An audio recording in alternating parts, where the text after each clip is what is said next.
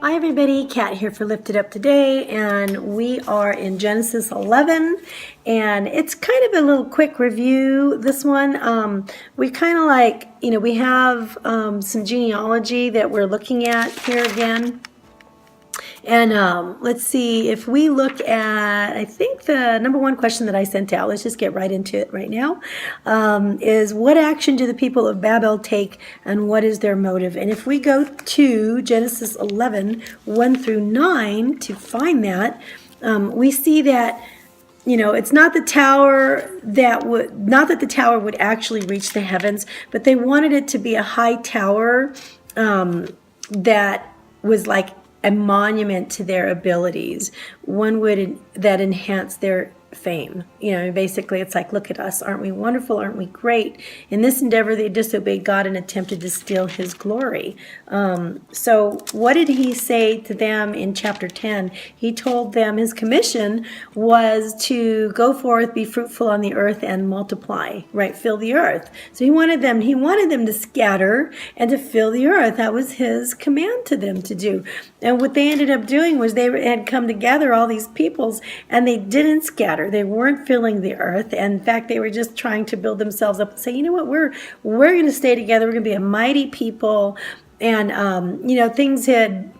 they were being disobedient. And so, they built this tower under Nimrod, under his instruction, and they were trying to basically, I saw this one, this is a visual. I saw this Bible movie when I was really young. I was pretty young, and I saw them in the movie making this Tower of Babel. And then up at the top was Nimrod and some of the other, helpers that were supportive of him, other leaders. And he took a bow and arrow from someone, and he aimed it up at the sky, and he shot it up at God. And so basically this was there, and I knew as a child in seeing this visual that they were doing something that was evil-hearted. He was doing, building this tower in the face of God to show we don't have to listen to you. We'll be our own God. Again, this is the, the kind of behavior. This is the mentality that was going on. And so if we look, the next part of the question here was number 2. It is amusing that the Lord must come down, and in 11:5 to see this tower, which was supposed to reach to the heavens, right? I mean, it doesn't even reach into the first atmosphere. It's just not that tall. It's really, kind of laughable. I mean, we probably have some of the skyscrapers in our bigger cities were probably much taller than the Tower of Babel. But it was big to them, and they thought, big stuff they thought a lot of themselves for doing that. And so basically what he saw, my answer to that, and it says, the question is, what is his reaction? What's the Lord's reaction there in verses 5 through 9, and if we look at that, he says, but the Lord came down to see the city and the tower which the sons of man had built. And the Lord said, indeed, the people are one, and they all have one language. And this is what they began to do. This is what I think that's really interesting. He says, and this is what they begin to do. Now, nothing that they propose to do will be withheld from them. I didn't understand that for the longest time. But basically what that means is, they're so united, they're just going to do whatever they put their mind to do, and not in a good way, basically. I mean, the evilness can just go on and on and on and on, and then we'd end up again with another situation like before Noah, before the flood, and that is that there was just so much pervasive evil on the face of the earth that it was just, ridiculous, and God didn't want them to get into that kind of a mess again. So to other people, to some people, they might think, oh, that doesn't seem fair. God's going down there and he's going to confuse their speech, which is what we find out next, which is what happens in 11:7.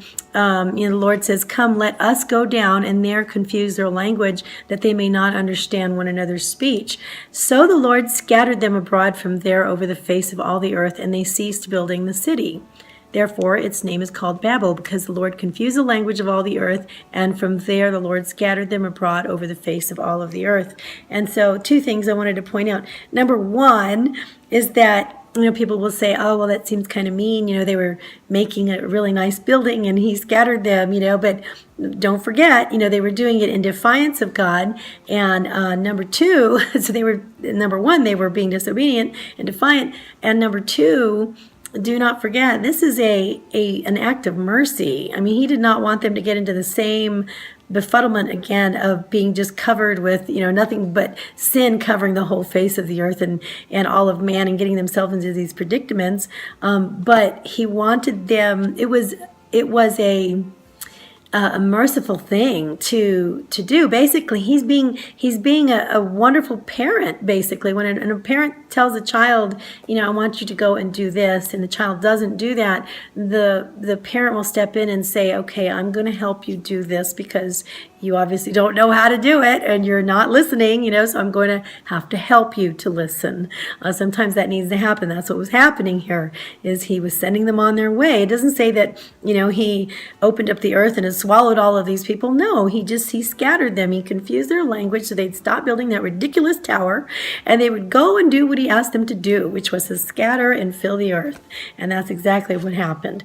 Another thing I wanted you to notice in here is when he says, let us go down, and they're confused their language. That's very, very interesting, because we see a note here that that is a reference to basically showing us that God is, the three. Again, the Father, Son, Holy Spirit are all one. And when he says, let us go down, that is what he's referring to there. And we see that in other places. I think on the note in 126, back in the first chapter, we also see he says, let us make man in our own image. And, excuse me, again, there's another reference to that. Okay, and then as we get further into the New Testament, you're going to see some other examples that confirm, the Lord, the Father, Son, and the Holy Ghost as three being one. So let's go on to the other, we've had some other questions here. Oh, number 3, Genesis 11:10 through 32, there it traces the line from Shem to Abraham. Why do you think the author is beginning its shift from all the families of the earth to one family? And we see that the genealogy of Shem, we know that the Messiah is going to be coming from, Jesus is going to be coming from the line of Shem. Remember, as we saw in our past studies, what we are seeing is basically the historical account of the genealogy of Jesus, basically, right here. So that's why it's really important that we note this. Okay, so basically I just wanted to point you back to Matthew 1, starting in verse 2, you can see the genealogy of Christ beginning at Abraham, and then going all the way to Christ. And then if we're back here in chapter 11 of Genesis, we see the genealogy of Abram, or Abraham later, going back all the way to Shem. And so you've got, all of that covered. So I thought that was very interesting as well.